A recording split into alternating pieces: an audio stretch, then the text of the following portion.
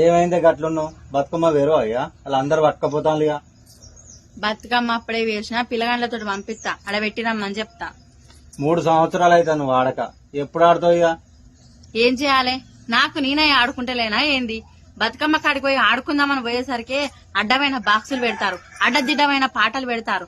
ఒక్కలన్న రామరామ అని రాగంది తెలియరు. కనీసం పాట పాడేటోళ్ళని కూడా అడికెలిగేది అవ్వట్టే. అవ్వలారా మాకు ఆడుకో బుద్ధి అవుతుంది, 4 సుట్లు తిరిగిపోతామంటే మొఖాలు మూతులు అన్నిట్లో దింపబట్టి. ఒక్కలన్నా పాట పాడతారా? ఒక్కలన్నా సప్పట్లు కొట్టి ఆటలు ఆడతారా? కోలలు పట్టుకొని ఎగురుడు, ఇంటికలు ఇరవోసుకొని ఎగురుడు. ఏంటిది? మన బతుకమ్మను మనమే భ్రష్టు పట్టించుకుంటానం తప్ప ఇంకోట్లేదు. నా లెక్క బాధపడేటోళ్ళు మస్తు మంది ఉన్నారు. పాటలచ్చి పాడలేక, ఆడుకోబుద్దయి ఆడుకోలేక నడింట్లో వాడి సత్తాను. మీరు చేయబట్టి జరా ఇగనన్నా బతుకమ్మ లెక్కన ఆడురి, బతుకమ్మని బతకనీరి. మీకు దండం పెడతా, జర బాక్సులు బంద్ చేసి రామరామ అని రాగంది ఇయ్యిర్రి.